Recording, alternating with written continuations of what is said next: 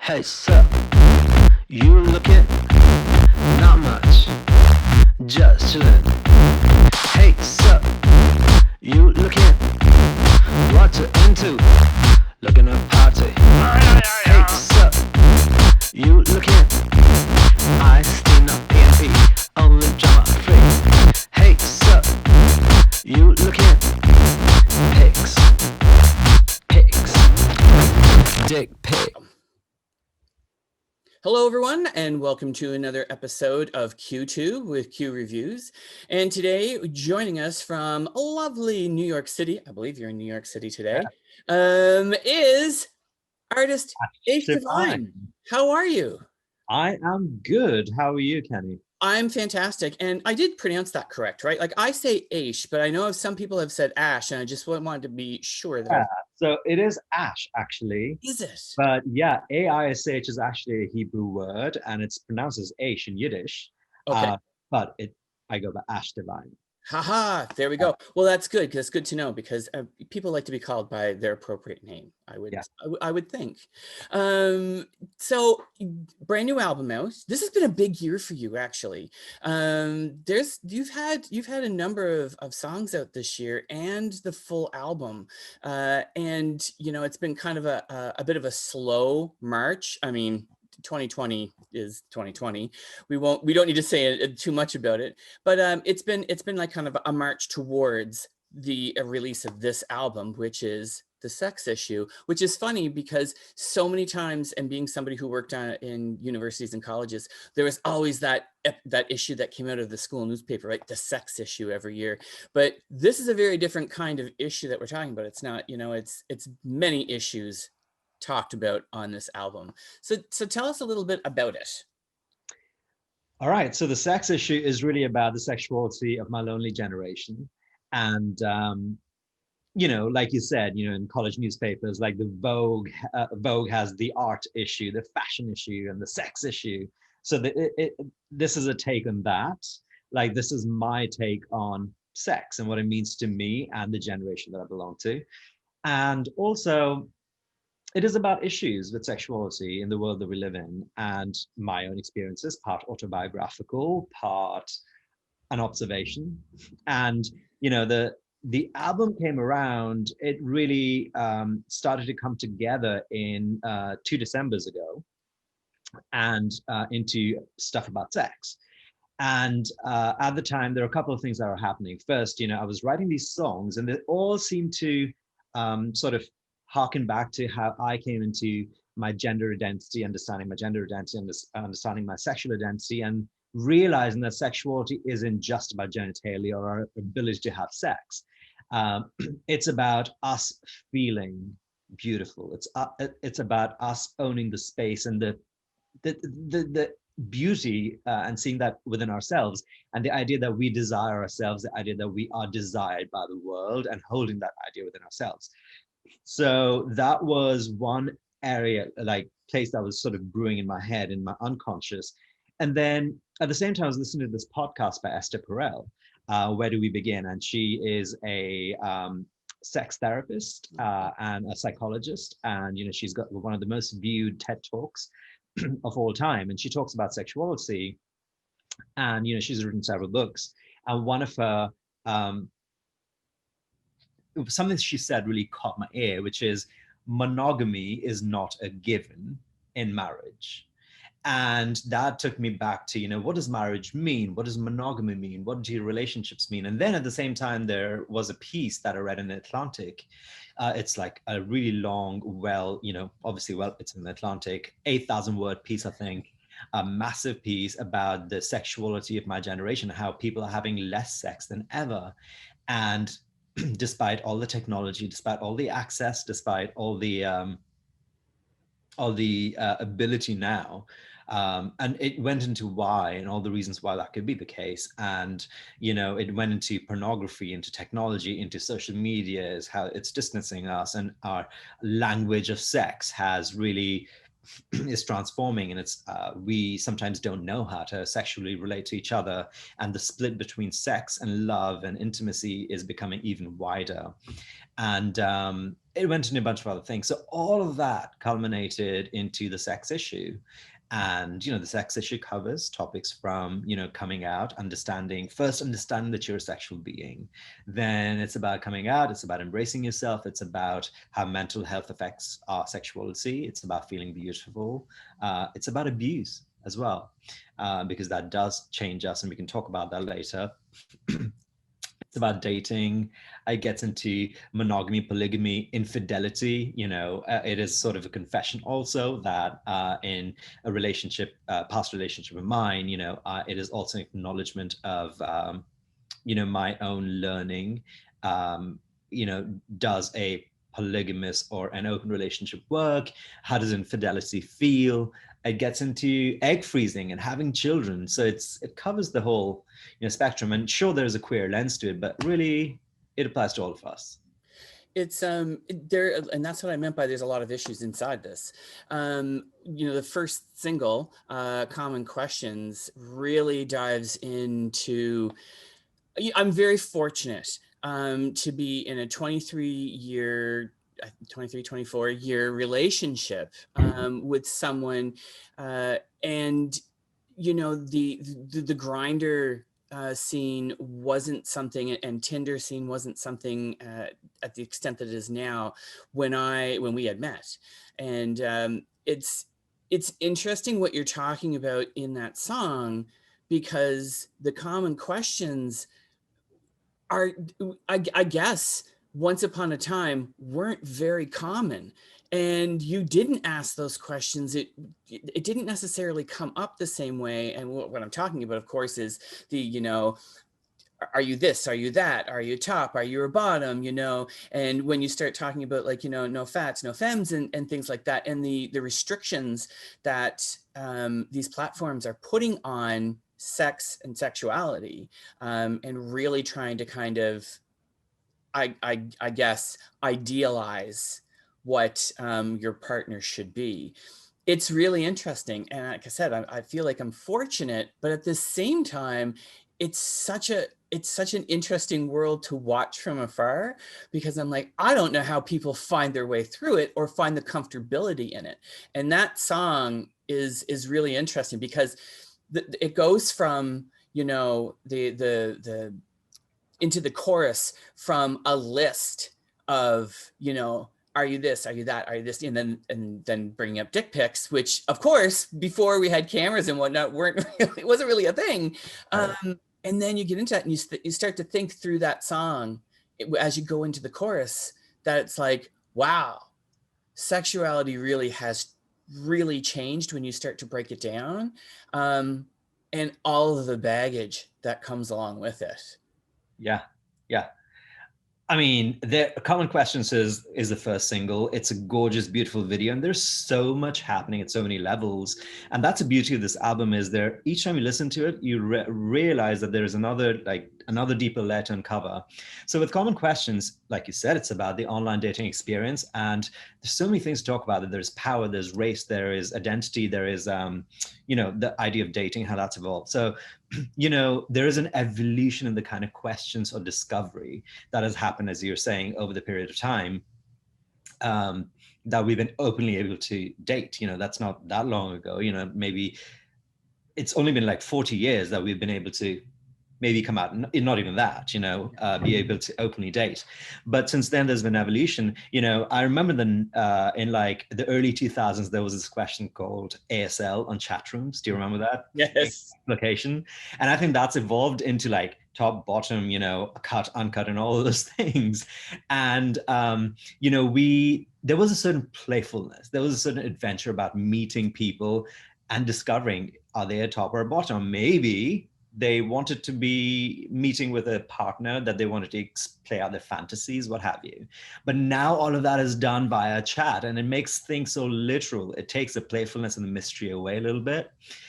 And I mean, there are pros to it as well. But that's what Common Questions is talking about. Is it's an observation, shining a light to what online dating looks like. And I am fortunate, like you, to be in a committed monogamous relationship with my husband of now a couple of years ago, we've been together for about a decade, and we met on OkCupid online. But that was the only time technology brought us together, because after that we realized we had so many things in common. We're both Brits, Jewish, you know, he's from Russia and I have a Russian connection. We both met in San Francisco in the same neighborhood. Like, there's so many common things. We're both creatives. So technology's role was just us being brought together, but the rest was all of us. So Common Questions is really about kissing the many frogs until you find that prince that you can actually be real with. You got to do it. You got to do it. Got to do it. I mean, you know, relationships that have real sex, not the overproduced sex and sexuality that we see in pop culture. And this record is much more real. You know, sure, the portrayals already exist. I don't need to rehash sexuality and portrayals of sex as exist in like big buttocks and, you know, big bulges and big chests and all that. I mean, that's sexy, but this is more about reality of sex and seeing the beauty and the darkness of it. And so Common Questions is also like a real observation. And in online dating, you know, there is an idea, people have preferences, and what is the line between preferences and boxing ourselves in like, oh, I no fats, no femmes. Yeah. Do you know what I mean? And that's a very difficult and uncomfortable question to look at. And it's 2020, you still find profiles saying no pause, or for, you know, HIV folks with HIV or AIDS, they'll say no blacks, no femmes, no Asians. You know, it still exists. And is that a preference, or is that really an inherent bias that's happening? So it's an interesting thing. It really is. And I, you know, listening to the album and listening, especially when Common Questions came out, what kind of, and I had this conversation, I've had this conversation with a number of people about growing up and always being told that your sexuality, your sex, or having sex as a gay man was gross, it was ugly, it was dirty. And it still happens all the time, even when people are open to you and like they think that they're the most the most forward-thinking person. You know, we see heterosexual sex all the time. It's in front of us all the time. It's in commercials, it's in soap operas, it's in movies, it's in TV shows. We see it all the time. And at no point in time does anyone, maybe a small child may do it, would say, oh my God, that's so gross. But in, you know, and even in probably lesser to a lesser extent in lesbian scenes, because, you know, heterosexual men have been weaned on the idea of two women, and what I used to really call it's you know, two girls for guys is what it was. It wasn't lesbian sex. It was, you know, heteronormative agency putting together two women for the purpose of heterosexual men. Right. But then, you know, even with some people, when they are progressive and they're open, they're hit sometimes with the whole idea that they just said, you know, you kind of talk about something, and some of the language that's used in terms of tops, bottoms, and whatnot triggers them into a negative response. Especially, you know, our heterosexual straight allies, sometimes they'll catch themselves being like, oh my God, that's gross, right? And it's kind of like, you're, you know, putting my whole sexual life into a negative space right now, and you don't realize that you're doing it. So we've been grown to be people who were supposed to be ashamed of it or think it's ugly and think it's dirty.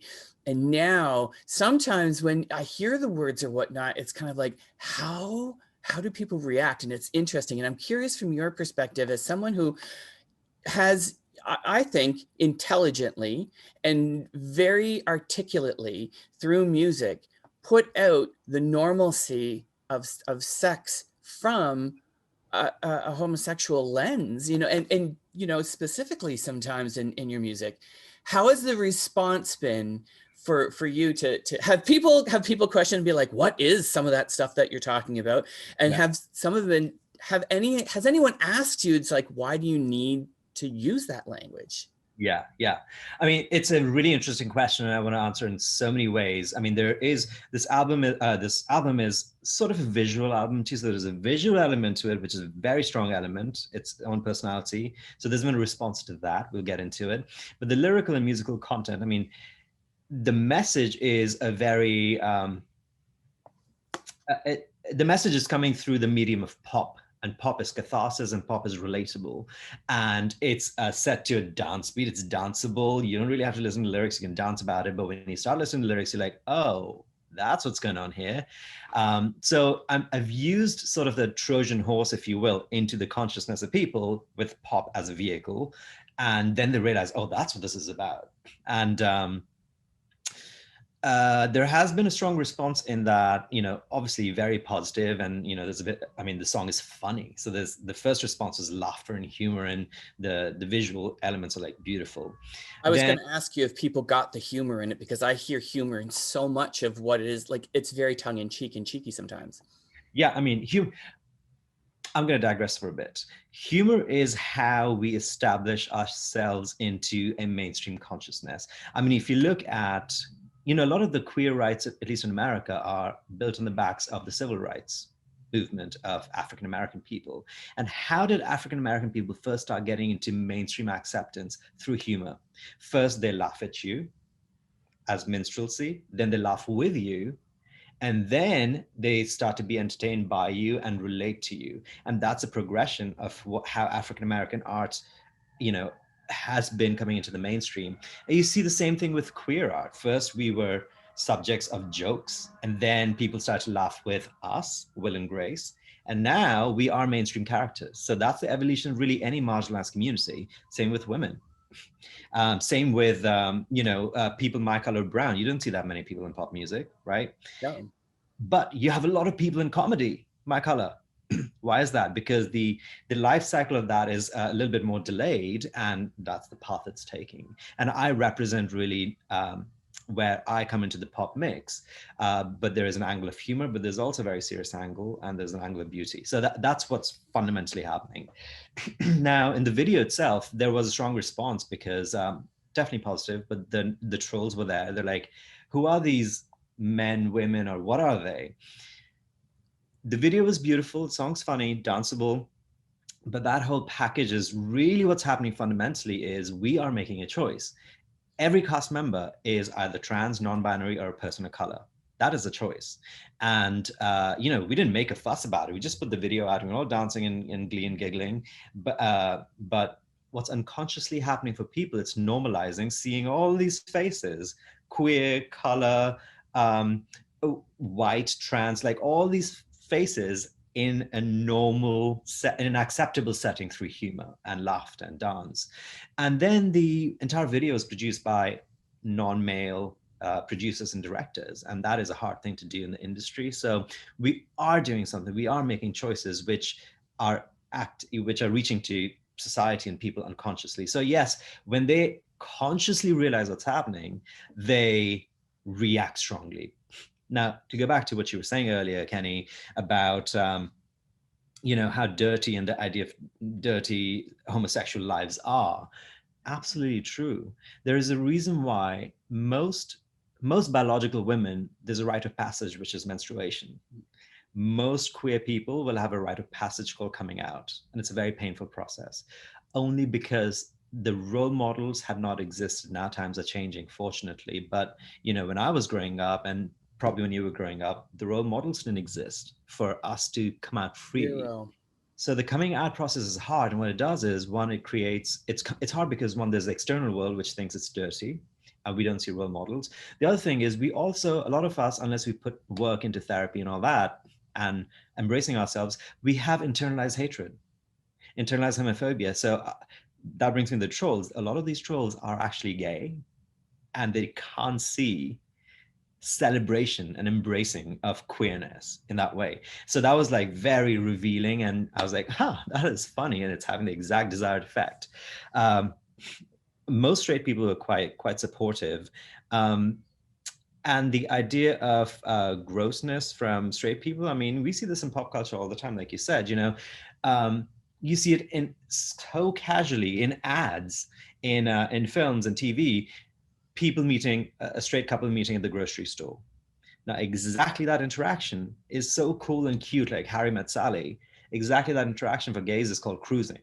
Yeah. It's furtive, right? So yes, that difference exists, but we can't equalize the difference until we make this, we level the mainstream. Absolutely. And you know, and I find the album incredibly smart. Um, and what I mean by that is that you're not skirting around any issues, but you're really kind of attacking some of these, you know, whether they're stereotypes, or it's just the only thing that people have seen or know because they haven't taken the time to look further. You're approaching things in a way that really does normalize some of the content, and even for our community. And you're right. I mean, I had no role models growing up. To me, you know, being from a small area of Canada, there was 10 of them. They all lived in Toronto. That was kind of the mentality, right? It couldn't be you. It had to be something that was so much larger. It couldn't be anybody who was in popular culture or in mainstream music or movies. It had to be somebody who was just so far removed from everything. Yeah.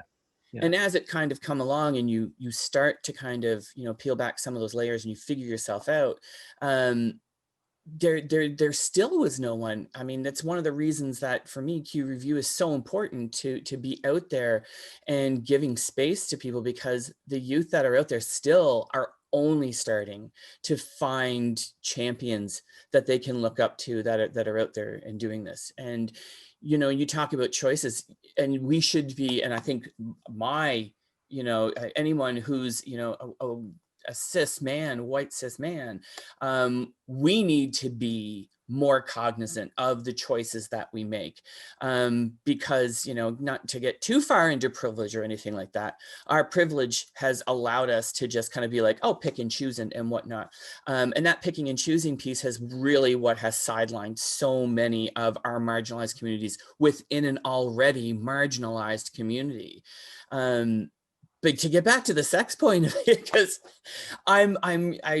it's not very often that you come across someone, and like I said, it's very smart that what you've done is to put the language out there, but to also wrap it up in such unique music and sounds. You've really allowed technology to be a part of, not just an addition, but to be a part of the creation of the whole framework of this album, that it works so well. And, you know, I think that we need more of this, and we need to be able to kind of be able to point to albums like this to say, you know, this is sexuality, this is sex. And it's just like your heterosexual sex. It's just that you're not used to the words, you're not used to the language, and you're not used to being it so presented in such a way that it normalizes things. You're used to hiding it, or, you know, dressing it up in a very specific way. Yeah. So, you know, going into this and writing it, I would assume that you had a plan to create this, like, this is a piece of work that is a statement piece. And I'm sure that you had that plan coming into it. Absolutely. So, well, first of all, thank you for creating the Q Review. I mean, it's an incredible space for queer artists, and it's an inspiration for people, like you said, out there. For example, and I can share this, I've shared this on, you know, on social, but each release I got messages from places like Ohio or Indiana, or like the deep Midwest, or like the Rust Belt south of the United States, or like even places in India where, you know, homosexuality is still in such a regressive in such a regressive state, is thank you for doing this. I wish I had the courage, or thank you for sharing this, because that gives me the courage to be out. And I thought that was just theory when, you know, my Black idols would talk about that, saying, you know, Kamala Harris, for example, you know, she's sure Indian and Black, but, you know, she is giving hope to a lot of Black girls out there, or like Hillary Clinton, right? I was like, that definitely is true, but that sounded like a theoretical concept. I saw it happen to me. And I felt so grateful for this to have happened with, you know, giving room and space and freedom, liberation to people out there who needed that. So thank you for creating that room and liberation for all of us artists. You're welcome. Absolutely, absolutely. And then the other thing I want to talk about is you're talking about something you said, brought this idea, which is tied to your previous question, which is the dirtiness of homosexuality and normalizing it, and even progressives have a second take. That idea of progressives having a second take is spilling over into gender as well. Mm-hmm. J.K. Rowling. Correct. Now, J.K. Rowling, you know, she's a progressive. Why is it that so many British progressive women are suddenly coming out saying trans women are not women? Why is that? Because they you know, in the 90s, they were the front line of progress. Now, our generation, our times have fucked. Sorry if I can use that word. Oh my God, you go ahead. Has usurped the idea of gender. We don't have to ascribe to gender. And that is really taking away not the gender identity of J.K. Rowling. It's taking away the progressive badge from J.K. Rowling. And that's what she's bothered by. Is like, she's no longer the progressive frontline. There are other people. So it's that competition, I think, is what is really bothering like the progressive side of things. And then you talked also about how within, you know, making room as a cis man privilege, making room for other marginalized communities, you know, in any marginalized community, there is an internal conflict and hierarchy that gets built in. I don't know why. Well, I think I know why. And we can get into that, but there are parallels, like in Black societies, brown societies, there's colorism. Darker skin is worse than lighter skin. You know, it's rampant. Within brown people of India, you know, there's casteism. And so, and within our LGBTQIA community, asexuals aren't a part of this, trans people aren't a part of this, you know, it's only the gays and lesbians. Bisexuals are just fooling themselves. Like those ideas still exist, you know, so there is an internal built-in conflict, and we don't need to do that. You know, we have larger fish to fry. In order to move things forward and move the needle forward, we can't be part of a system that keeps holding it back. And that's what we do to our own people when we, you know, put these rigid, you know, and I mean, just, you know, I've had, you know, the conversation, and people say to me before that it's like, well, yeah, you're gay, but it's not like you're real gay. And I'm like, I said, see, what you're saying is it's like how people's personality is not what makes them gay. That's just their personalities.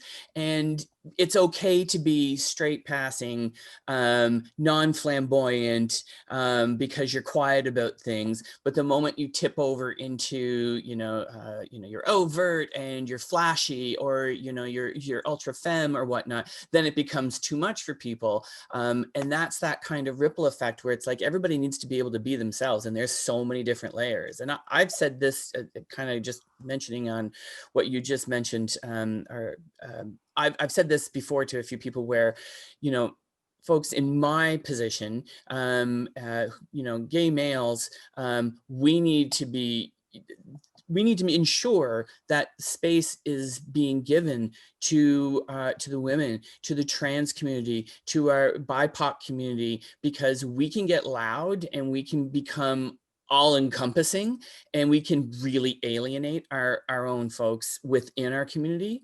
And it's a real slippery slope, and it's incredibly dangerous, because the last thing that we should be doing is alienating anyone within the community. We should all be together, and we should be all supportive.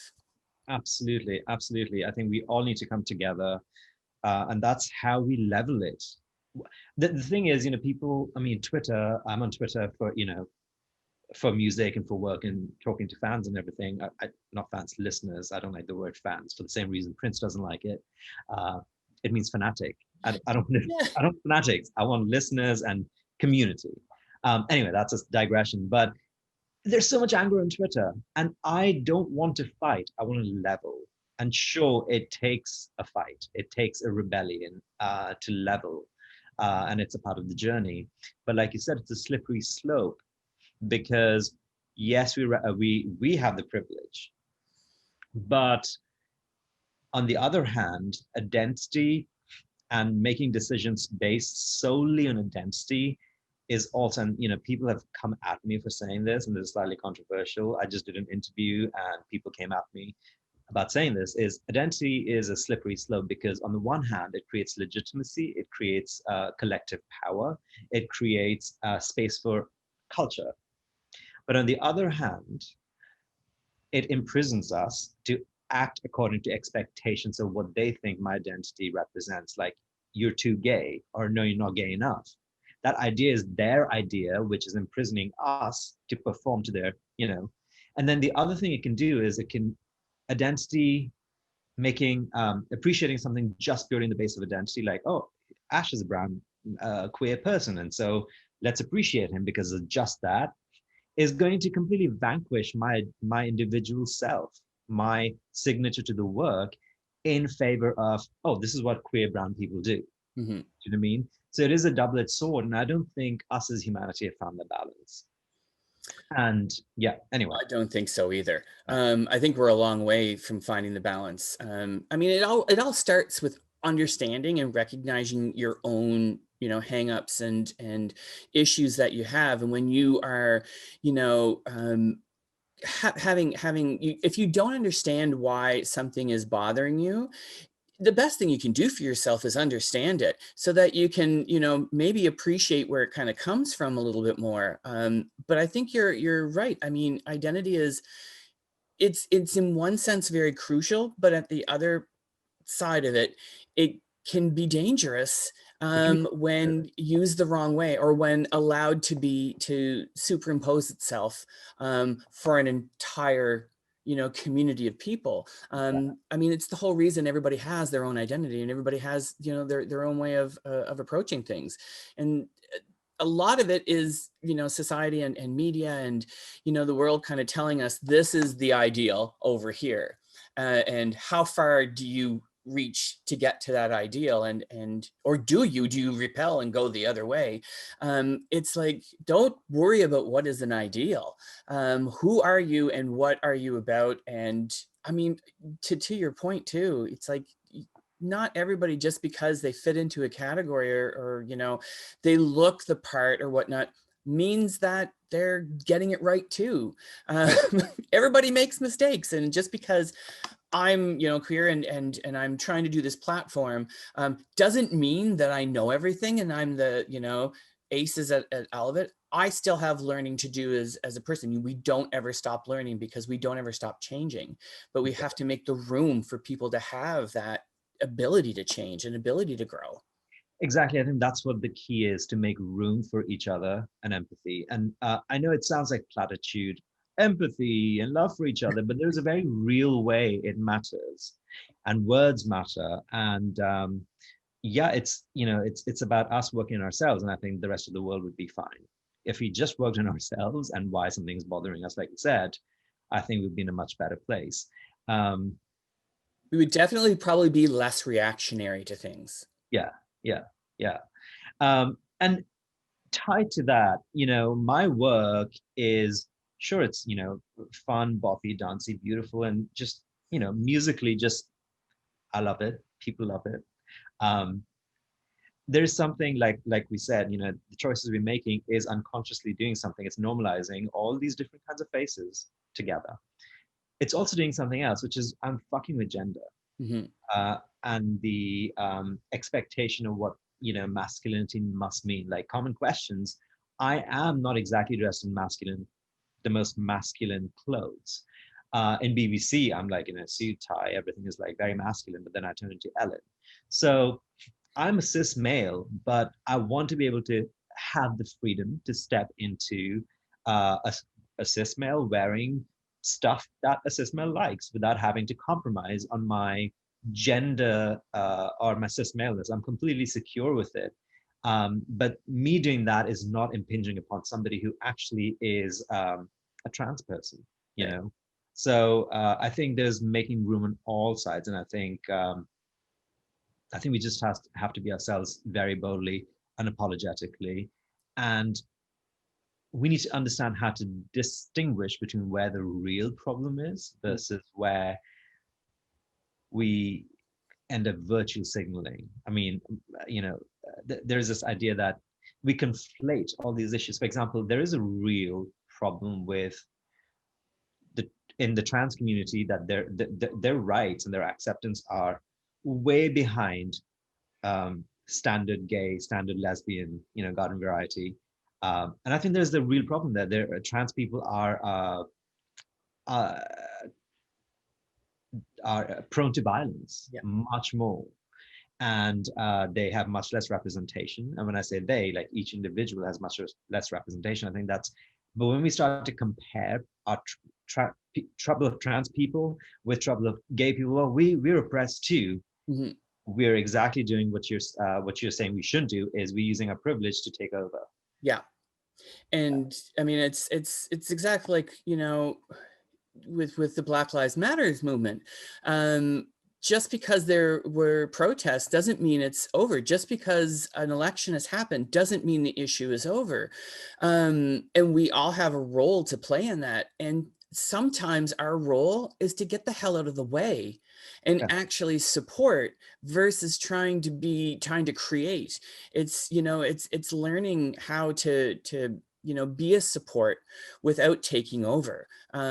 Because it just seems that we tend to do that a lot. We tend to say, okay, well, we're going to do it. We're going to make it better. And it's kind of like, that's not necessarily what our role is. And it's to understand those things. And then you look at the violence, and the violence towards the trans community it's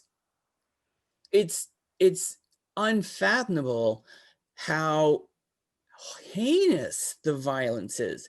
Underreported it is. It's unbelievable. And just how easy it seems for us to be as a society to kind of regulate it over into a certain area and say that, well, these things kind of happen. And it's like, no, that we should be outraged.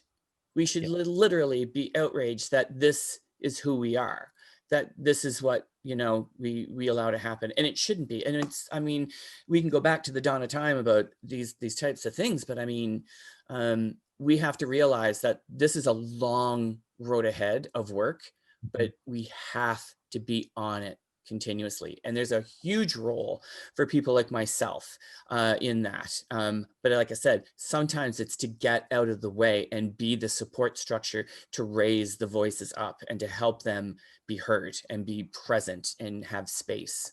Yeah, absolutely. Absolutely. It was interesting to see the Black Lives Matter. I mean, we can get into more music from talking about identity, but it was interesting to see the Black Lives Matter, George Floyd and Breonna Taylor, what happened in June. There are a couple of things there. First is a gender-based thing, which is, there was such a fuss about it. It became about George Floyd. Yeah. Breonna Taylor, people didn't talk about it. The culprits there were put on administrative leave. For the longest time, that case wasn't solved. We know why. There's a gender difference there.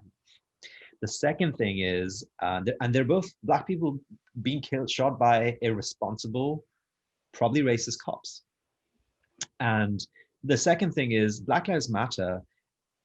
It surfaced two things. One is the issue of systemic racism, and the other is the issue of police brutality.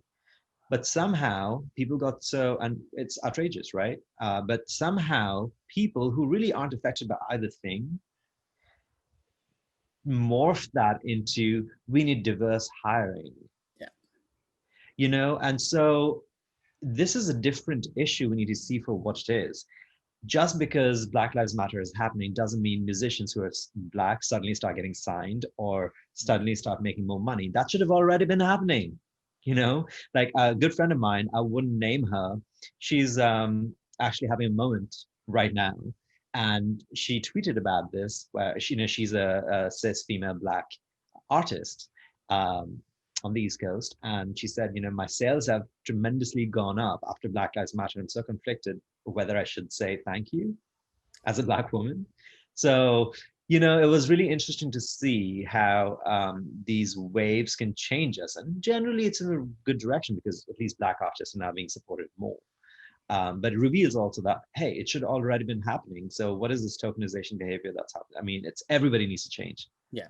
So anyway, there's what and kind of like, I mean, to talk about that, especially within the music kind of sector, because that's, I mean, a big bone of contention for me is, you know, I mean, sexuality is is one part of it, you know, whether the queer artists are being heard or being seen, but even within that is, you know, within the queer community, then we're looking at the different sections and sectors of it, you know, and with our trans community who are making incredible music, you know, but it's all very marginalized, and it's almost kind of like, and I've said this before, and it is a picking and choosing things where like one gets to kind of get through the door to be the herald for an entire community, and that's not how things should work. But it's interesting to see this wave of I'm loving this wave of independent artists who are essentially saying to the industry that, you know, you were never there, you were never going to let us through, so we're not going to worry about if you're going to let us through. We're going to continue to make, and we're going to continue to get loud, and we're going to, you know, at some point in time, you know, something will break in various different ways.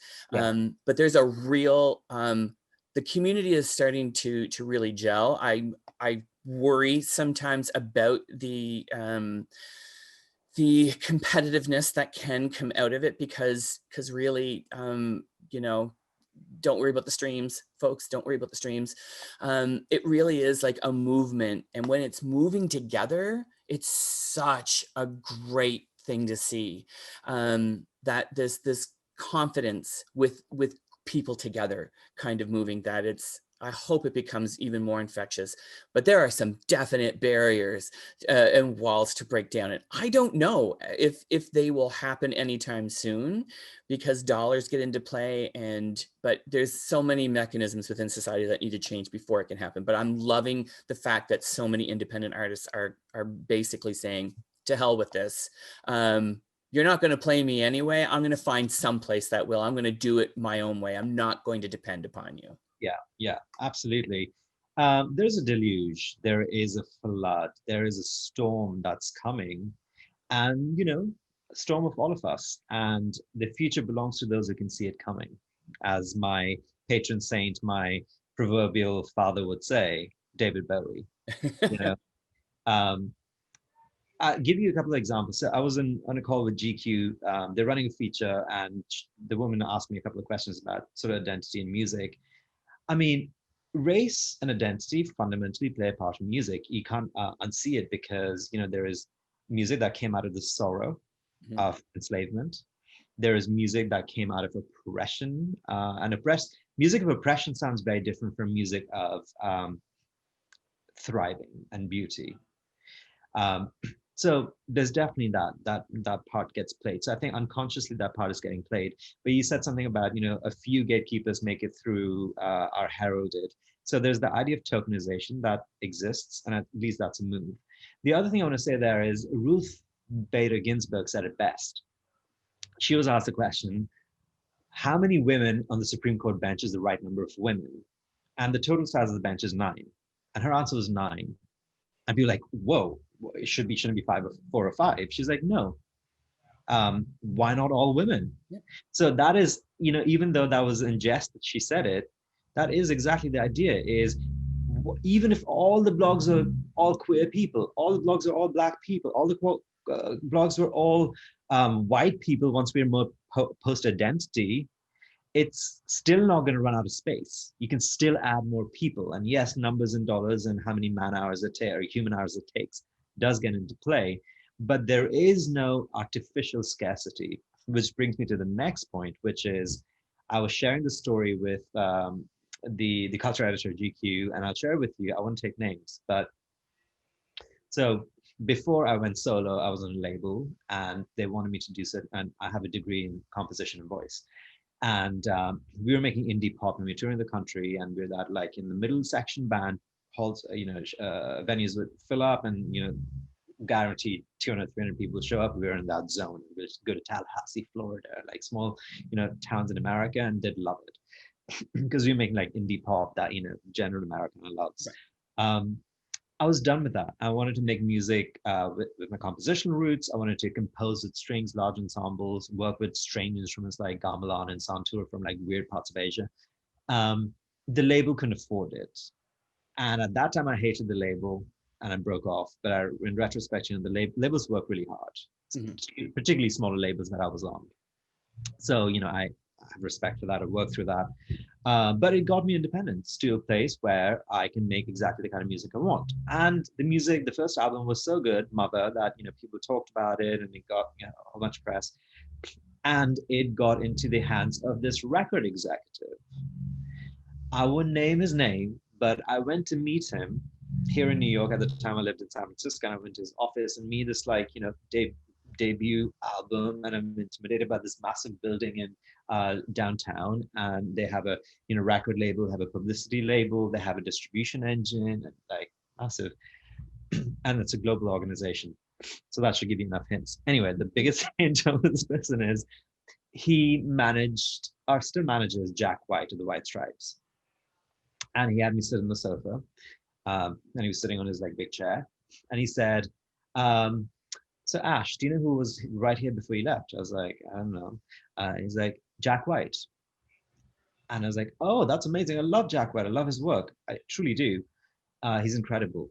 We don't make the same kind of music. I have respect for a good artist. And then he said, you know, the sofa he's sitting on, Jack White had so much to say about the sofa because he's got something truly special about him. He comes from a family of upholsterers, and he knows everything about upholstery. And he is so peculiar and specific, and people love that. You need to have something special about you. And in my head, I was going, you idiot. You have no idea where I come from. I have migrated. I have broke through glass ceilings of being a queer person. I have migrated from continents, and I've worked up my own way to make it through music school, to record the exact music I want, to go into a label, to tour the country, to be making music. That album was just all strings, 15-piece string ensembles and electronics. Only Bjork is doing that. Only Anoni, Antonina Johnson is doing that. Nobody fucking else is doing that. So, you know, let me tell you. But at that time, I was like, I get it. I see you, Ken. And then I moved on. And then since then, I was like, you know what? The labels will come. They're like Moby Dicks. They're like the whale in the ocean. They'll come when they want to. They'll go when they want to.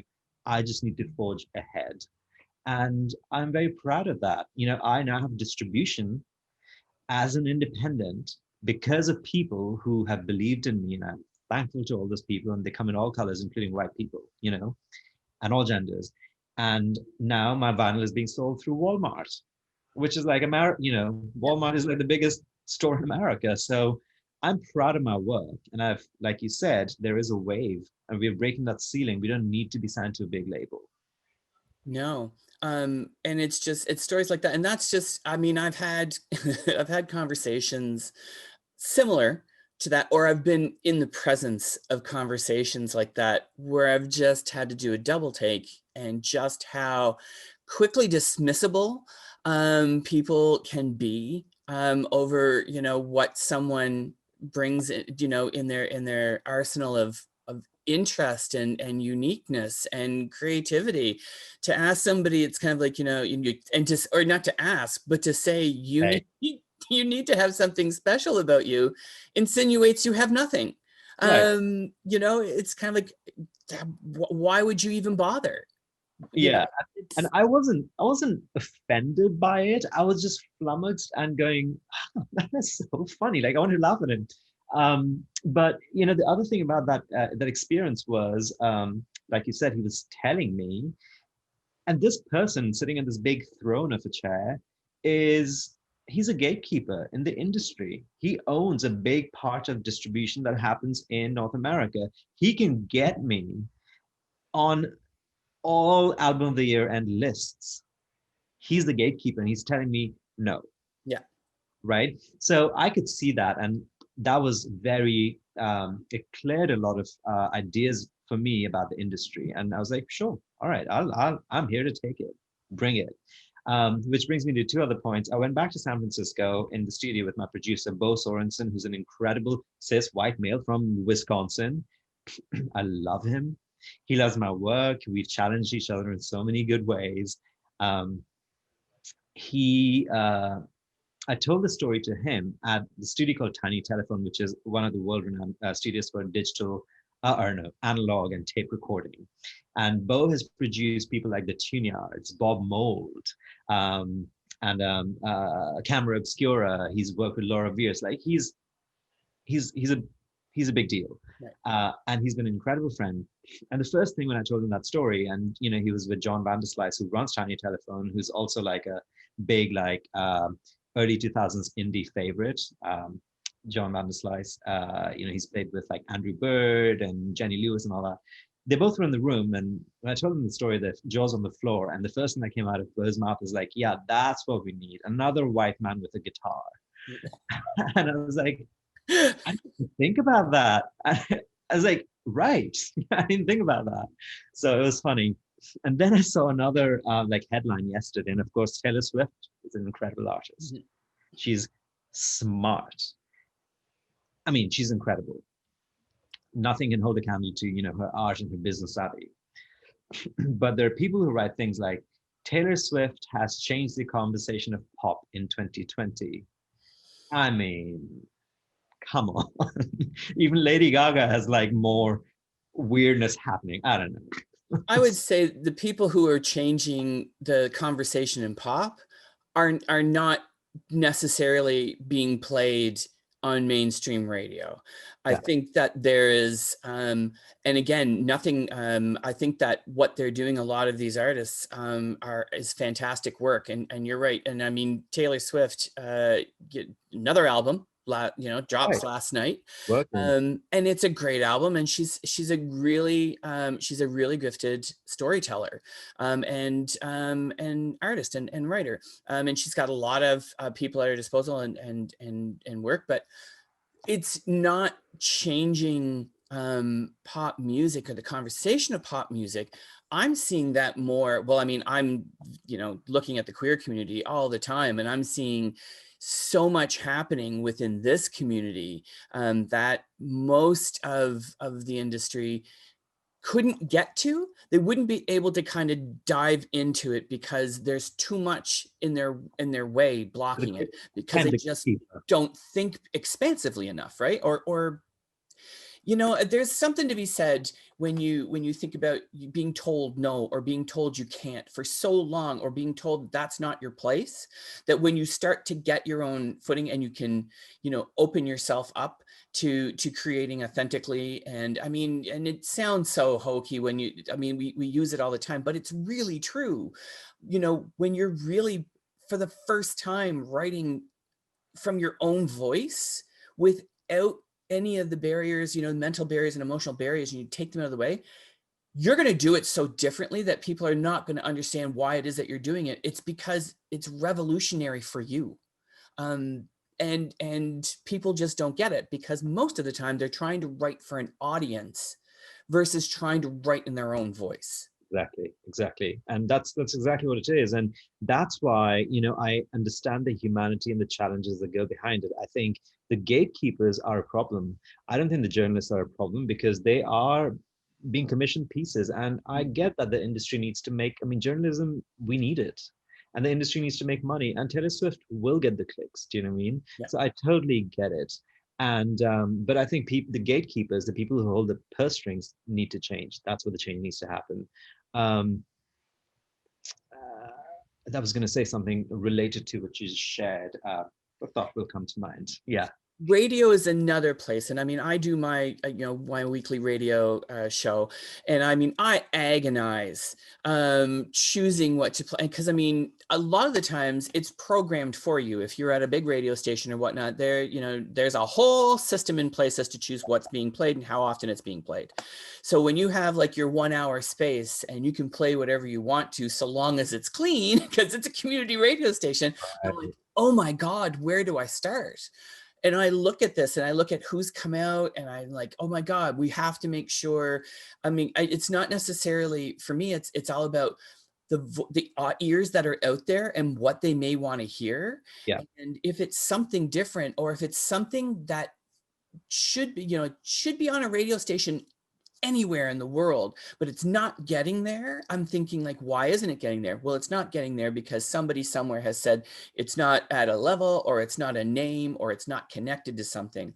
But to have that ability to be able to do that, I wish more of that could happen, so that we were hearing more, and that people, I mean, so many independent artists, you know, they service things to radio, and they service it to magazines and blogs and whatnot, knowing full well that, okay, maybe somebody will enjoy it or whatnot, but there's so much work that goes in to getting things heard that it's exhausting.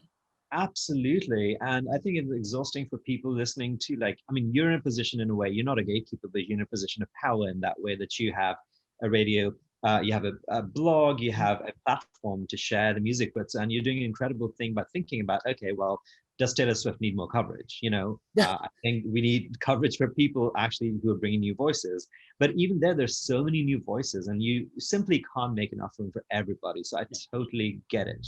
And you know, when I get a rejection or a no response, I'm not hurt or offended by that at all, because I understand the humanity and the difficulty behind it. I know they're listening, you know, and I know my time will come. My job is to really reach out to my listeners and build community there, and continue putting out good work. I mean, speaking of, you know, you said, you know, an original voice is so different, takes time for people to understand what it is. Absolutely. I again go back to the person who used to live 5 blocks away from where I live now, whose footsteps I trace, whose I go to the coffee shops and the sandwich shops that he used to go, David Bowie. He wasn't a successful debutante. You know, when his first record came out, people like, I remember that video clip of the recording I heard somewhere like, we don't get it. Yeah. Like, that was a response. And he has this long career, and those are the people who have this really long career. I mean, Lady Gaga also, like, famously, the chief of Elektra Records is like, I fucking made a mistake. I slept on Lady Gaga. She came, auditioned, piano, the whole thing, and I said, no, this is not good. And now look at her career. So it's about talent is table stakes, beauty of the work is table stakes, but the grit is what, and the perseverance is what gets you there. And you know, if there's any artists listening, I've been through my ups and downs. This is not an easy industry for anybody, including people reporting on it, people playing on the radio, or the artists themselves. But we have to remember this industry is built on the backs of people who are artists and creatives, and that the day will come. Just don't stop. Just continue letting your voice out. That's, you know, that's been my mantra. That's got me out of a deep hole of depression, which I used to be, because this is difficult. Yeah, absolutely. I mean, you can only be deflated so many times before it does start to kind of really, you know, weigh on you. And you know, thinking about Lady Gaga for a second, and thinking about when she first kind of started, even back with, like, you know, Just Dance, and then also talking about Bowie and kind of where he started. The influences on this album are all over the place, especially melodically, and with some of the instruments that you're using, or some of the soundscapes I would say that you're using, because it kind of curves in and out of, like, you're really using what's at your disposal in terms of technology, but also with instrumentation, that it's really unique. And it's really, I think people are afraid to play as far as you're playing. I think that and just from your background and some of what you just said, it makes sense, you know, with string arrangements and that kind of thing, that this is a canvas. And you're kind of, at some point, Jackson Pollock all over the place, and really just kind of playing with some sounds and some musical textures that are really unique and really interesting. So getting into that, I guess, it's got to be a place where you're now kind of like, I'm using everything at my disposal, like internally, and everything that you've learned, to kind of just really infuse it in there. Yeah, thank you. I really appreciate that. That means a lot coming from you, who listens to so much music. I'm humbled and grateful. That's so many things I want to say to that. First thing is the idea of divine. You know, my last name is Divine because I'm not religious, but there is a beauty and a mystery in, you know, religious arts. in the music that comes out of religion. It's that connection to something larger than us. And I believe music is a deity that's larger than us, and not in some religious way, but in a sense of mystery and divinity. And the idea that frequencies that I produce with my body and with my body on instruments, electronically, acoustically, can actually reach you and affect your emotional state. That is divine. So I'm humbled and grateful to be a vehicle for that sort of transference. I think it's incredible when and I think you are an artist that taps, first of all, I mean, like I think you're like incredibly intelligent with the music that you're creating, but I think it comes from a place where you understand you as an instrument, but also instrumentation as well, and you understand that emotive kind of connection, that emotional connection, and how music can be it can be transportive through emotion. For me, I love it when, Bjork's one of my favorite artists. And one of the reasons that she is because back in, even when she was with the Sugar Cubes, when Venus as a Boy first kind of came out, I was like, she is just going for it. She's kind of like, all right, the band is kind of gone now, and this is just me and everything that's inside of me that makes me Bjork and wildly Bjork, I'm going to start to use.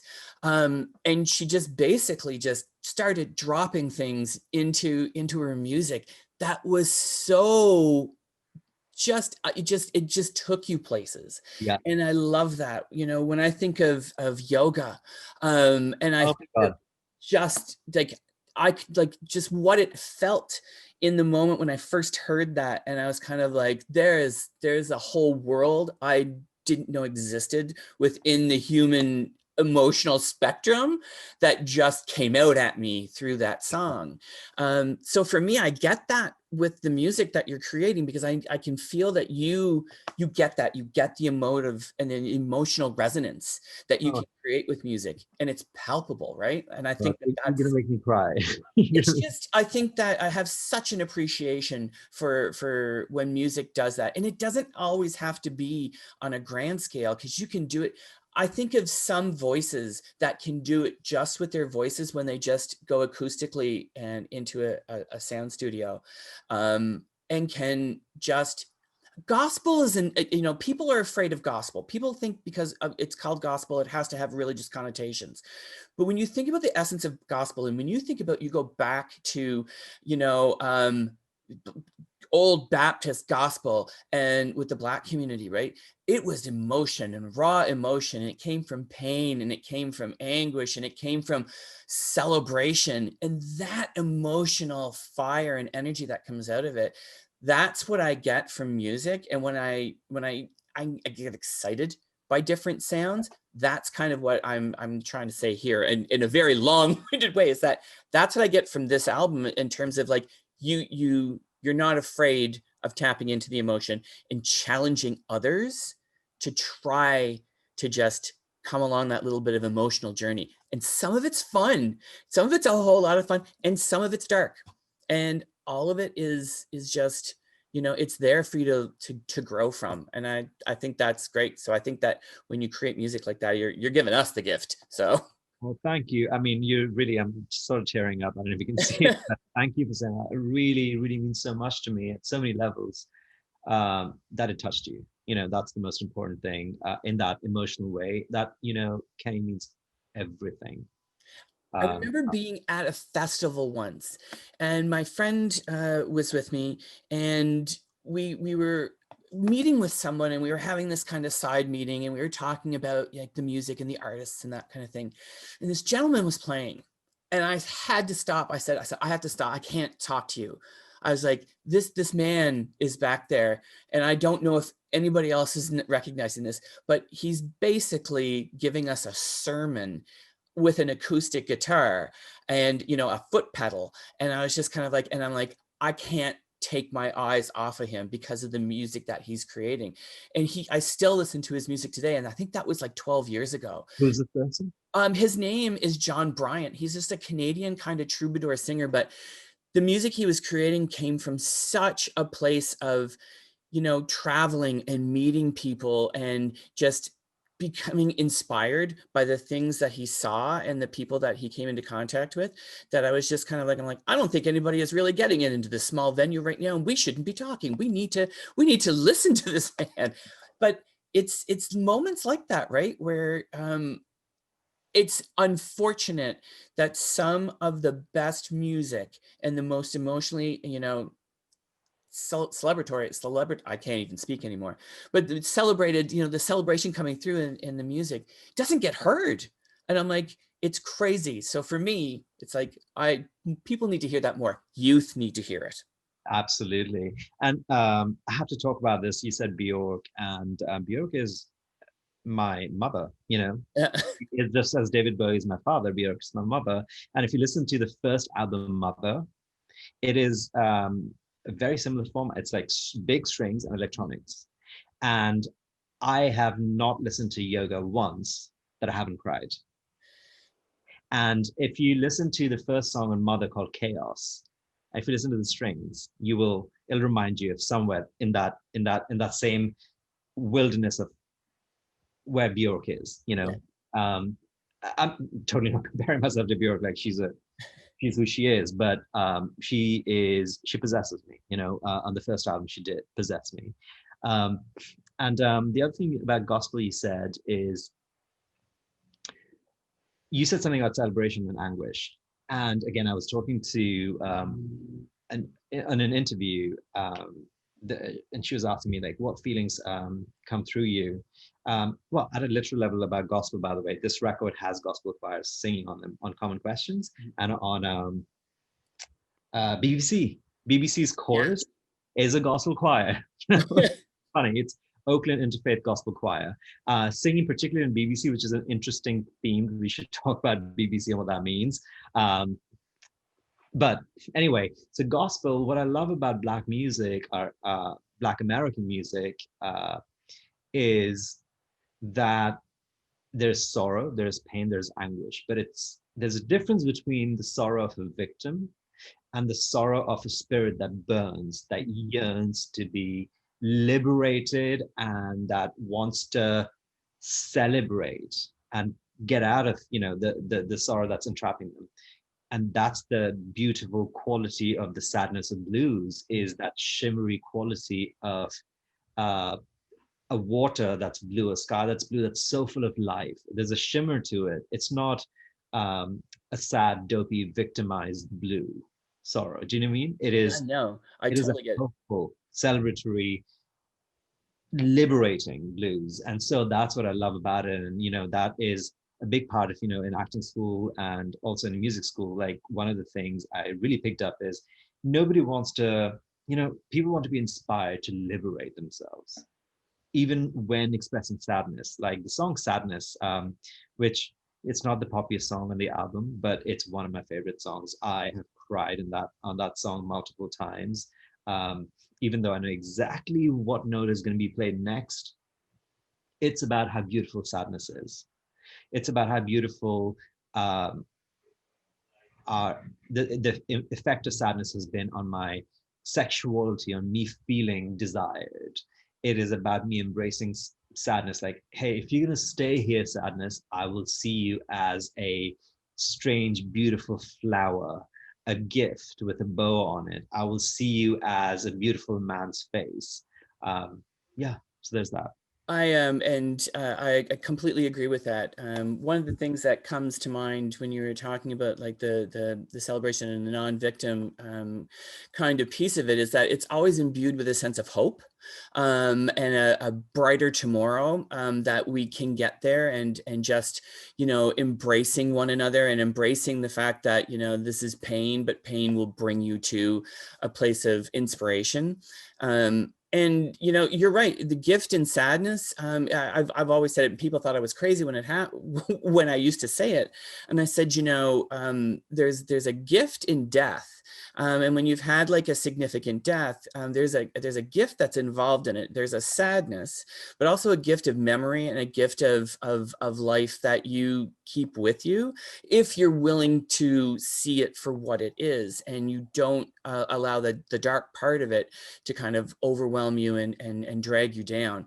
The gift part of it will ignite you, I guess, in a way, to take that person and take those memories and take that essence and carry it forward. It's not the easiest thing to do, but nothing that is painful typically is. But it's about kind of like a rewiring of how you look at things sometimes. Yeah. And I think that, you have to get to a place to be like that. It's not easy. Yeah, it's mental gymnastics, it's rewiring. And do we have a choice? Our choices are, you can embrace it for the beauty of it, or you can die with it, I use the word die not loosely, because I, as a queer person, when I came out, and I went through abuse, etc., and that was, I was suicidal. And so for me to get from that point to be able to find the agency, and even back in music, I'm with all these textures and all these instruments, and bringing pop, rap, hyper pop, disco with Santur from Iran, and like gamelan from Indonesia, and like Chennai and Qawwali from South Asia. Like, I'm using my agency. And when you talk about Venus as a Boy, it's interesting because that's a debut, but Venus as a Boy has a string section. Those are like samples from Bollywood. It's so funny. Really? Yeah, those are samples that she got from Bollywood. And she actually worked with there's tabla in it, and she worked with an Indian percussionist to build percussion for Venus as a Boy. In fact, Toxic by Britney Spears, the big riff, da, da, da, da, are Bollywood strings. So, wow. That is new information. Yeah, there's a little connection there. But another reason why strings, the first album was strings, is because I grew up with listening to a lot of like, I guess my attachment to my parents when they were around as in the shape of family, for me was, they'd listen to Bollywood, and Bollywood has incredible strings. So, that's coming through there. But Unfurler is another song on the album, which is about the unfurling of a life that could have been, but that could have been. And it's about the story of abuse. It's the story of three kinds of abuses: sexual, physical, and intergenerational, like abuse of colonization, which affects your sense of self, sense of beauty, sense of worth, and not just and that all ties into sexuality and the sense of how desired you are. And it talks about the arc of, from the point you're abused to how you feel, to how you start to doubt yourself, and why it takes so long for you to come about and resurrect and rebuild. So it's the whole arc, if you listen to the words of it. And I'm writing actually an op-ed for like a Polish magazine about abuse.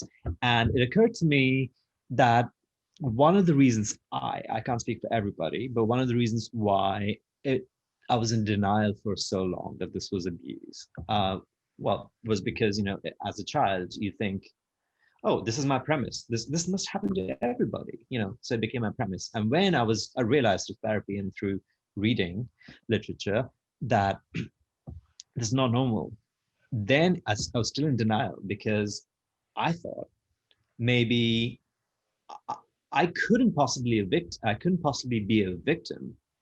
It was me doing it. It was me participating in abuse.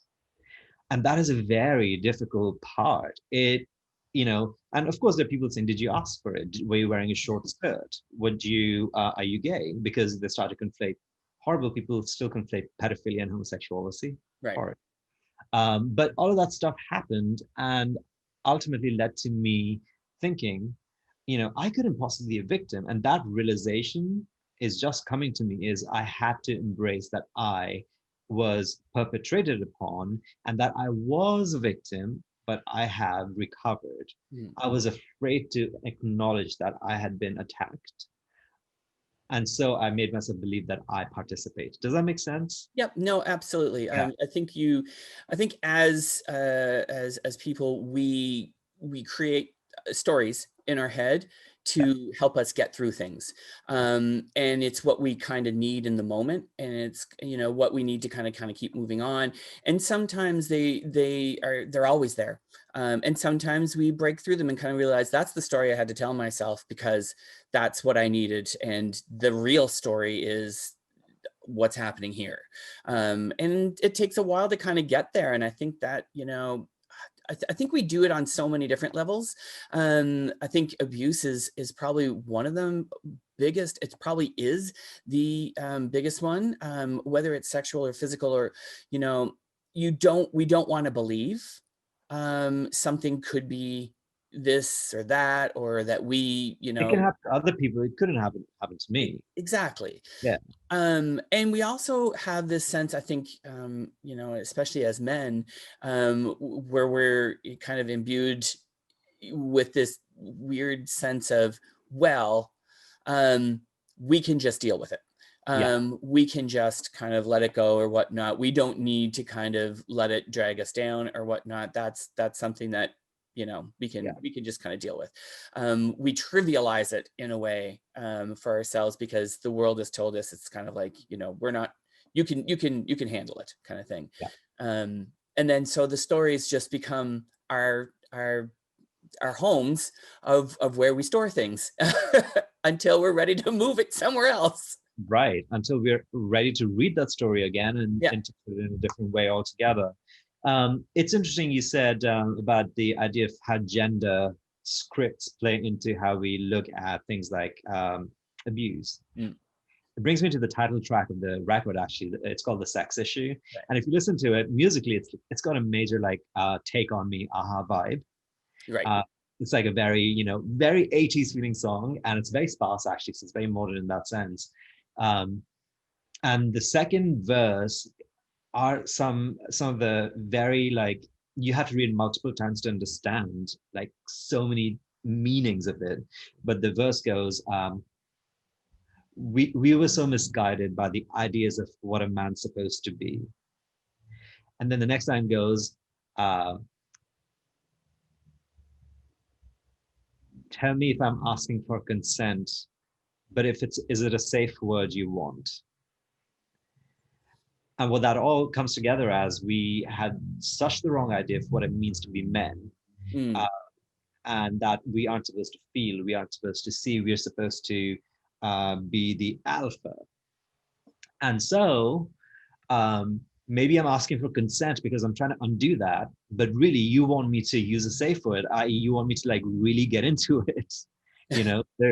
There's like it's a very provocative question, like I'm asking for consent, and really what you want is a safe word, which is the exact opposite, if you will, that you're asking me to get into a situation of power play as a consensual thing. And then it gets into the third line, which is about our current state and the future and technology and everything, which is, we still got some time, we could freeze ourselves, our children will be born after we are gone. So it's about the futurism of where we live and where sexualities are, that we are sort of postponing it until we are ready. But when will we be ready? So yeah. Anyway, what you talked about just sort of came together there. Yeah, and then there's also elements, or at least I kind of picked up on, of guilt, and the guilt within sex of not knowing, of not allowing ourselves to experience or to be ourselves as a sexual being. That to do that means to kind of give up who we are potentially as men, or as what people think of us. And then there's like a guilt that kind of goes along with that. I picked up on little elements of that kind of come through. Absolutely. If you see Jungly, the song, which is the third single from A Queer Lens, that's exactly what it's about. And you were saying earlier in our conversation in the beginning that, homosexuality is seen as a dirty thing by society. I mean, even progressives now can do a double take, and there's still a journey to go. Jungly is about the lyrics go, basically the refrain is, what good is love if you can't, if you won't devour what's only yours? So like, I am here for you. Can you bring your entire self into it without can you bring your uninterrupted free self to me, for us to be really primal in the way we have sex?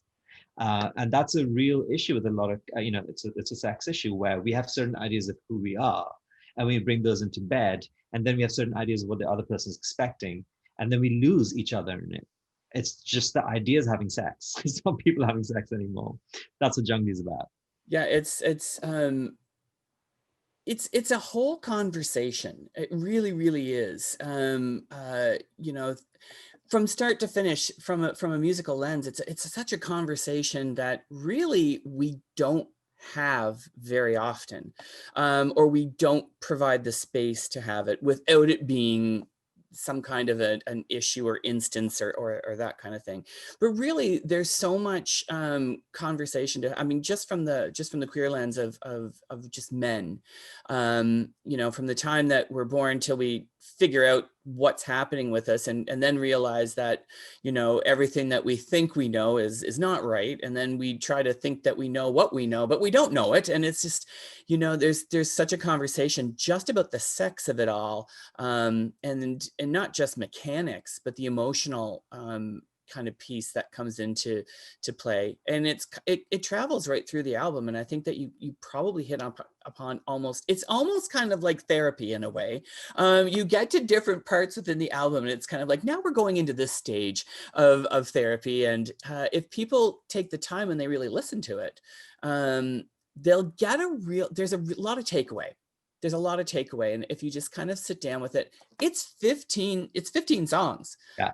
That's, people are putting out 5, maybe 6 EPs, and like, this is a 15 song piece of storyline, that travels the whole kind of sexual spectrum, which is, we don't get that much anymore. Thank you. Yeah, it's definitely an arc. And actually, it's funny you talk about the arc, because 2 things. The first song, Sexy Slay, people are loving it because it's such a high energy, it's a great opener. It's a great album opener. Yeah. I don't give a fuck. And it's actually the only song I'm using guitar. If that means anything for the future album, I'll keep it zipped right now because I'm working on the future album. But the first song, Sexy Slay, it's like, I don't give a fuck. I am the ball. I'm the king, queen, whatever of the ball. I'm the dame of the ball, basically. And nothing can take away my my glory, my color, my joy, and I'm gonna slay. That's what Sexy Slay is about. And really, the reason why it's the first song on the album is because that's how we're born. Mm-hmm. When we're born, we are born with the freedom. It's our growing up. It's our parents, peers, social, etc., that sort of shave away our freedom and restrict us into the idea of who we are. But as children, we are so happy to be who we are.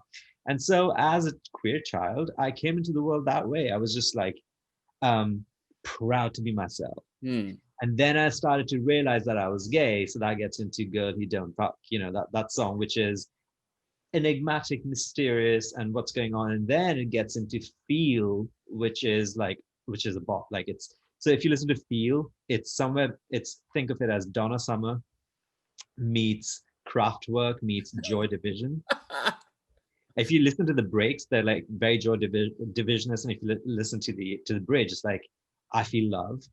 It's reminiscent of Donna Summer, I Feel Love, but it's like a disco hyper pop song, and that's about, oh, I'm gay, I'm going to embrace it. And then it gets to Unfurler, which is about abuse, because queerness brings a certain other angle to abuse, which is maybe you're asking for it because you're queer, so there's that's where it's coming. And that sort of was my arc of experience of sexuality, is coming in free, and then learning, embracing myself, and then abuse, and then getting back into the world of dating, understanding, oh, this is what objectification, these are fetishes, and ultimately culminating into the title track, the sex issue, which is about all of it, but I keep coming back to the one I love, sort of thing. So yeah. It's like I said, it's a full kind of it is a full passage of the whole thing, where some artists, and not to diminish them, they've approached it their own way.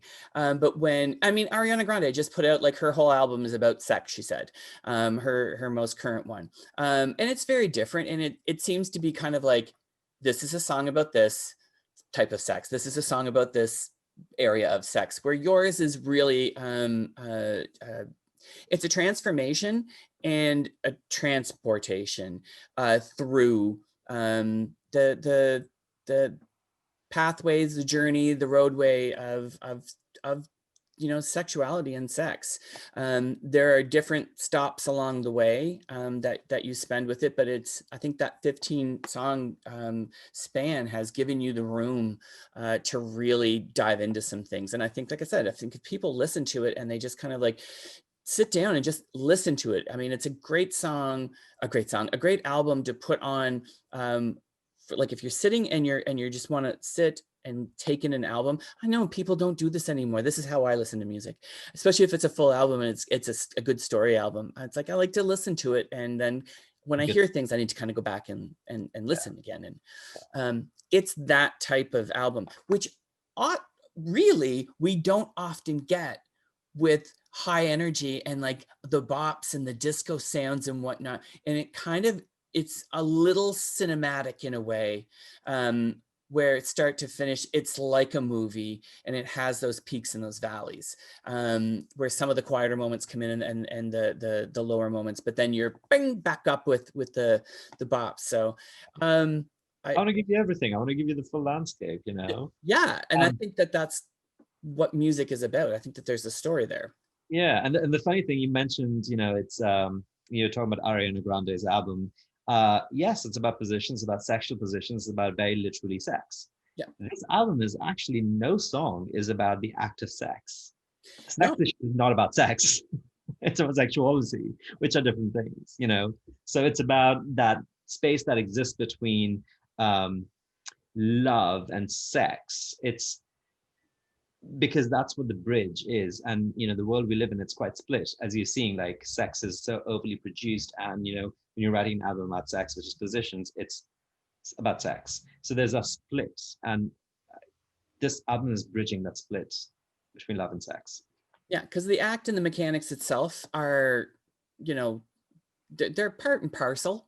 They are what they are, and depending on who the two people are, but it is that pathway, that journey, that roadway, and that kind of takes you through. It's our own yellow brick road in a sense, that we're traveling, and it's all the different things that you see along the way, and all those different kind of little stops along the way, which is it's a really different way of approaching it, so, which I appreciate. Thank you, absolutely. And you heard it first here. I haven't shared it with anybody yet, but I'm very close to finishing writing a book to go with the album, which is about my experiences of men and women. And the book basically is the name of a person, like Joe and Zeph and Summer, of each person, my experience with them. It's not about the sex, but it's really about I remember Summer carrying a notebook in his pocket, and it was his dream world. He put, and he said thank you when we were in bed because I was his first, that sort of thing. So these experiences along the arc of the sex issue. So it does get into, and it's a picture book. It's a coffee table book as well. So, just like as you read kids' books, there's the picture and then a short, it's that format. So I'm excited to bring it to the world. I love that you're doing that, because I mean, I think that there's a real marriage, a nice marriage between some of music and having some visuals in a different way that really kind of complement it. And I've seen a few artists do this now. This is sort of an example. So I'll draw an illustration of the part that I remember about. So for Joey, he always wore a this kind of shirt, a white tank top. A tank top, yeah. And then he had the biggest shoulders, and there's a little sexual illustration there too. But I focus in on what I remember most about the person, and I talk about the experience. There is this other one, which is, and there's some quite graphic ones in here. So there are some penis pictures in here too. But Jeff, as I remember, he's a redhead and he had Yeah. the big glasses. But this is what I remember about him. And this goes, Jeff was a redhead from Wisconsin and gave me crabs. That's the opening line. But it is a funny book. It's the whole landscape, and I can't wait to share it. I'm excited for that. I love when music has its visuals, and you're such a visual person anyway. Like you really bring the visuals to the forefront. Like they become part of the story. They're not just an afterthought. So you've mentioned this, so I have to bring it back around. You're writing for another album already? I am writing for another album already. I don't have a baked theme for it, but I've written 2 songs, and I don't know where it's going, but I've written 2 songs. In fact, recorded one in my studio that you see over here. So it's like ready to be mastered. Yeah. I mean, this album just came out on December 4th. So I'm assuming that going into 2021, you're still working, like you're going to be doing more with this album, and the book coming out. And what is 2021 looking like for you? Gotcha. So 2020 was supposed to look like, this album was supposed to come out in April. I had a tour lined up through end of December. Everything got canceled. And I don't know when the venues will be back up open again. But what we're finding is, like, especially the people on like established labels, they have booked out the venues for the next year. Right. So it's hard to put together a tour right now. So what 2021 looks like is I'm going to be putting out stuff related remixes. They're also coming. There's some really good friends of mine at KEXP in Seattle and KCRW in LA who listen to the album. They're like, whoa, we love it. We'd love to remix it. So I'm going to send it to them. So there might be a remix album coming out. And of course, there's a book.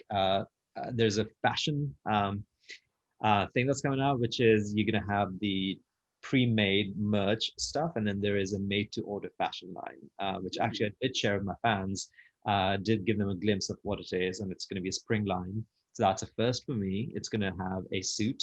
It's going to have like a jacket and trousers, and then it's going to have a shirt, and it's got 3 shirts, a suit, and another pair of trousers. So anyway, I'm working on that, and I do want to get on the road. So Kenny, I'll say this, I'm putting this out into the world, and fingers crossed that this can happen, is I'm new to New York. I'm looking for a gospel choir that I can do the Sex Issue album, as 30, 60-minute set, a cappella of the gospel album, out in the open in Washington Square Park. So it's socially distanced, it's outdoors, but still put a performance together.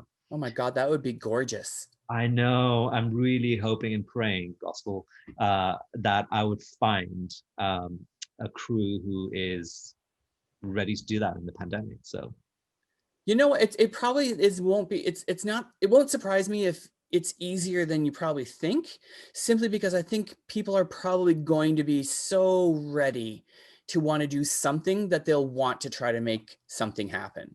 Yeah. With whatever restrictions or however it kind of needs to be. But an open air kind of gospel Sex Issue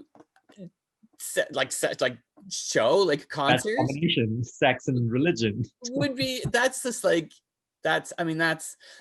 pretty sick. it's like what this lady did. Yeah, no, exactly, right? Like, I mean, if you're, I mean, come on.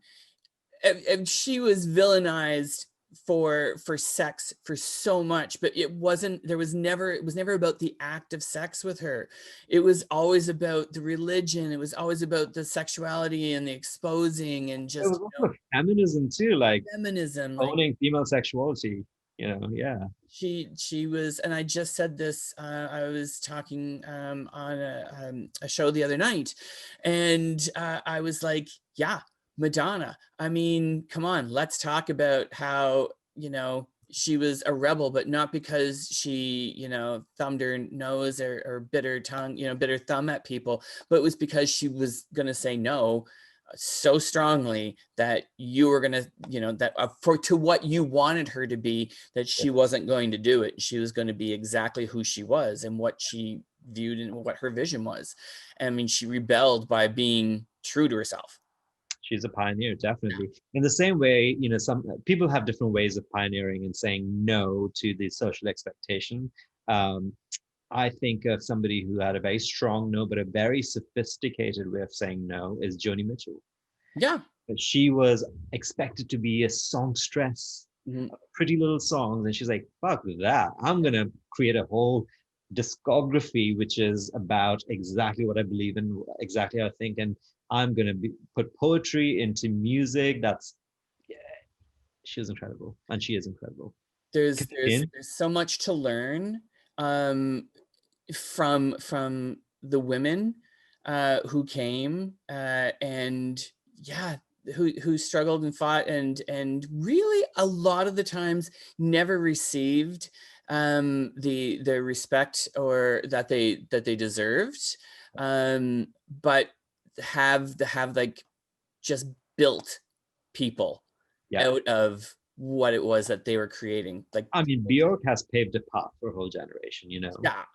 Yeah. Like, and we were talking about queerness earlier, and I do think, you know, of course, outside of the privilege of us, in so many ways, we have as a queer people the privilege that our rights and the coming around to accepting marriage equality, accepting gays in public, has not taken nearly as long as it has taken for women to be accepted in positions of power. Hasn't taken nearly as long for Black people, particularly in America, to be seen as equals. You know, like, we as a queer community have a lot of our like struggle and fight and our argument is built upon the backs of the arguments that women and Black people made for their own liberation, and we've somehow gotten there much quicker. Yeah, and I mean, I was in when I was in education talking about this at one point in a course about how, you know, when you break down and you talk about queer theory and feminist theory, you quickly realize that women and the Black community really paved the way for us to be able to, in this day, have the framework of what to stand on, of how to approach things, because they had to be beaten down over and over again for us to know how not to kind of go around that. We wouldn't be able to move as quickly as we can and we do on things without having that whole entire history. And when you look at that and you look at the history there and the landscape of what they had to overcome, you take a pause because you realize that, there's still to this day still fighting for things that they were fighting for all that time ago. It's the oldest fight.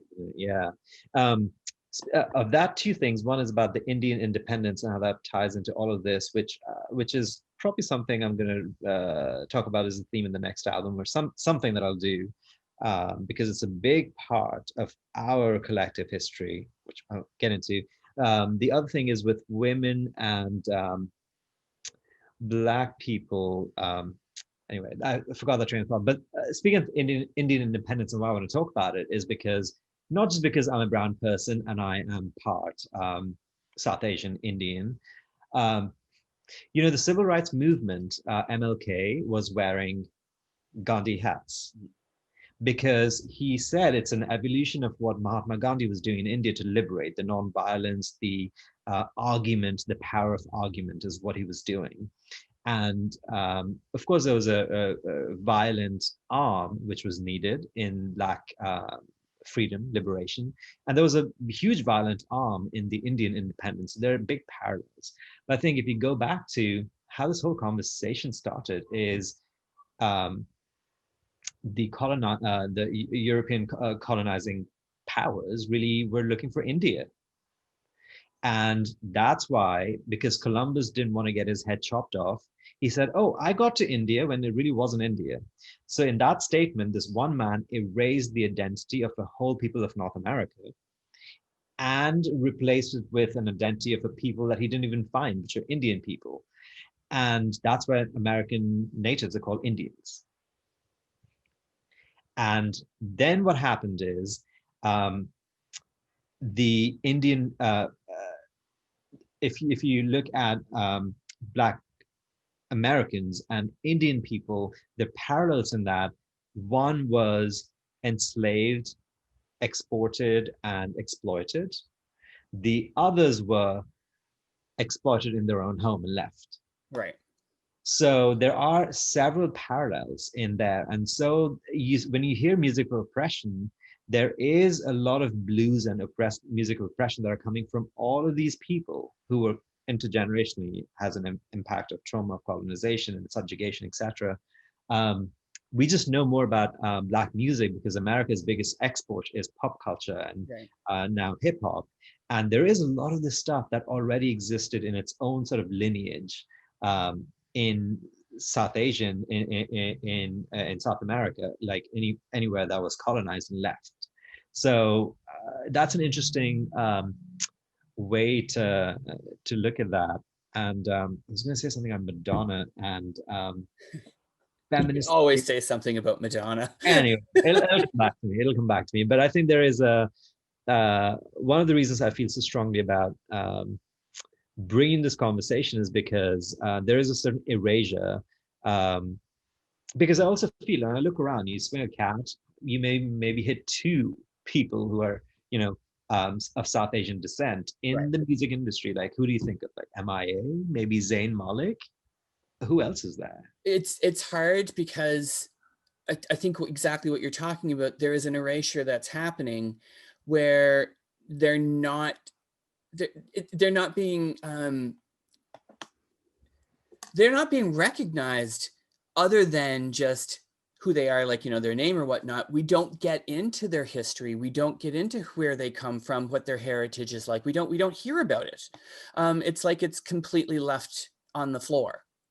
Yeah, it's also, I think we talk about the American conversation is quite black and white because the idea is that the history is all white versus black in America, and that's simply not the case. There is a lot in the middle which we don't see very much. We are starting to see more like artists of Latin descent, but we don't see very many Asian artists anyway. So I think that's why I talk about it, is because it is such an embedded part of our like collective unconscious, which is interesting to see that Kamala Harris, she is a combination of the two sort of ancestries, but I mean, she's American, so that there's that shift happening there. Yeah, you're right. There's definitely there's a lack of presence within almost every single entertainment kind of like that's known, that's kind of out there at the forefront. That it's just not there, or if it is there, it's not recognized. Right, it's not. And we were talking about this earlier in the conversation. I think every oppressed, separated culture has marginalized culture has a life cycle where initially it's through humor. Same with Black people, with women, with queers, coming through the humor of it, and then start to slowly get into roles where they'll kill the queer person first, they'll kill the Black person first in the movies, and then get into a place of like playing lead roles. So that's a whole arc. And I think the arc where South Asian people is, you see so many like Aziz Ansari, Hassan Minaj, you see more people my color, because I think that life cycle has just begun. So yeah, it's definitely interesting, and I think that it's I think all of these pieces, all of these topics are things that we don't talk enough about, that we should be exploring more. I think that people's discomfort is used as an excuse to bypass things, because there's always a discomfort there, because when you start to look at the history and you look at oppression and you look at marginalization, there is anger there, there's pain there, and people don't, they don't want to discuss it, because there is there's an ownership that we have to take from, and it may not be a personal one. It may not be me as a person, but it's me as part of a group of society who has put restrictions on people, who have put portions of society in really disenfranchised spaces and states. But people are so they're so uncomfortable with discussing it because they think that everyone's going to look at them like, oh, I personally have done that. It's like, you need to let that go. Yeah. It's not about you. Don't make it about you. And in fact, you use the guilt towards solving towards the part. Yeah. I mean, I hear the idea of, a lot of like straight guilt or white guilt, and, guilt, there's always something behind guilt. And, I don't, colonization happened, it was horrible, and it had intergenerational impact, etc. That is what it is, but we are where we are. And I think, like, I have empathy for people who are willing to make room and make spaces we talked about earlier. So, I think I'm very hopeful and optimistic. I think, sure, there was a bad blip for the last 4 years for the world, but I think we're headed to a better place. I think there was a awakening. Yeah. I think it was an awakening, and I think that, well, I hope so, because if that didn't wake people up, I don't know what comes along next that will wake people up, because it's not going to be nearly as manageable as what we just kind of saw over the last number of years, and just this year alone. I think that there's far too much pain and anger. Things have to change.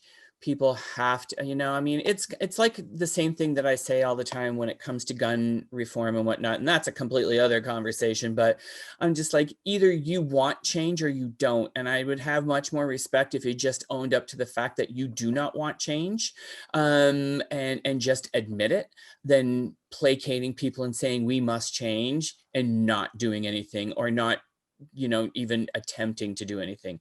It's just, it's that whole shit or get off the pot at this point in time. And I think that there's too many people who want change and who want to see things moving, that I think that it may not feel like as, forceful of a wave moving right now, but I think it will begin to gain momentum. I think with Biden and Kamala Harris in the White House, and some of the things that they've said already, I'm like, you can't backtrack on any of this. Yeah. You need to make things happen, or else, it's not going to be good. So here's to hoping. Here's to hoping, my friend. This is like, I think 2 hours into this. This is great. I could talk for days and days, but thank you so much for sharing with me and delivering such just a piece of work that I'm sure you have to be proud of, and you have to be, happy with. I am absolutely grateful, humbled, and proud of the work and everything that went behind, and all the people who I owe this work to. And first of all, the listeners, they've really shown up. I mean, I'll give you an example. On Spotify, I was previously at like between 2 to 10 people listening at the same time. Now it's like between 200 to 500 people listening at the same time. And it's being played on BBC Radio. Like, I am so grateful for each one of those people who have finally gone yes.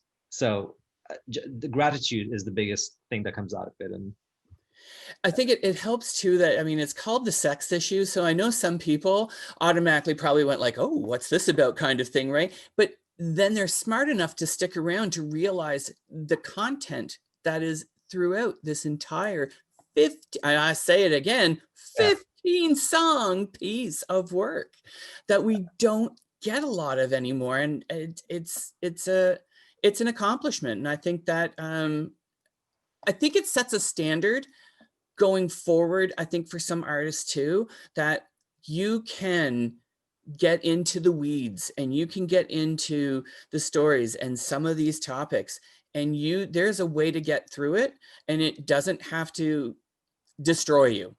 You can have a celebration, even though some of this topic is a little heavy at times, and some of it's a a little naughty. Yeah, exactly. But It's been such a joy. So listen, anytime. This has been fantastic, and I think that more conversations like this need to happen. I think that it's good for people to pay attention to and to listen to and to take from. I think that what you've experienced and what you're sharing are touchstones that have built you into the artist that you are. But also people can learn from and can actually realize they have a lot more ability than they probably sometimes give themselves credit for. absolutely. I mean, the biggest piece of advice that I would give my younger self is you are enough. Yeah. I mean, it's something that I think that we don't allow ourselves to think about. Yeah. That really we should. Yeah. It's I think that the topics that you've covered in this album, although can be uncomfortable sometimes for some people, if they sit with it, and they just listen and they kind of like reflect on it, Yeah. they can open themselves up to thinking a little bit differently. Absolutely. Oh, and one quick anecdote. I mean, on a personal note, this hasn't been easy for my husband and I either. No. And I say not easy in that it's not difficult. He's very supportive of my work, but this did lead to conversations about some things that he hadn't realized about my growing up, some things he hadn't realized about like abuse. That's something that's opened a conversation about. Something he didn't realize about when we sort of knew how we came out, but then this made us sit down and talk about each other's coming out. And I had never told him that I'd, had cheated in a relationship, not in this relationship, but in a previous relationship before. And that was very self-effacing of me in that conversation. So he's like, huh. And, those are some difficult conversations, but that just brought us closer to each other. Well, I mean, and I'm so glad that you have that support system in there. And I think that that's good. I think that, I think you get to a place in your relationship that, once you get past the lights and the glamour of everything, and you get into some of those darker places, there's a natural need for us to feel like we have to hide things because we're fearful of how they'll be received or how we will receive them by speaking about it, and what it'll do to us. But ultimately that stuff is healing. Reality is always more beautiful than fantasy. Yeah.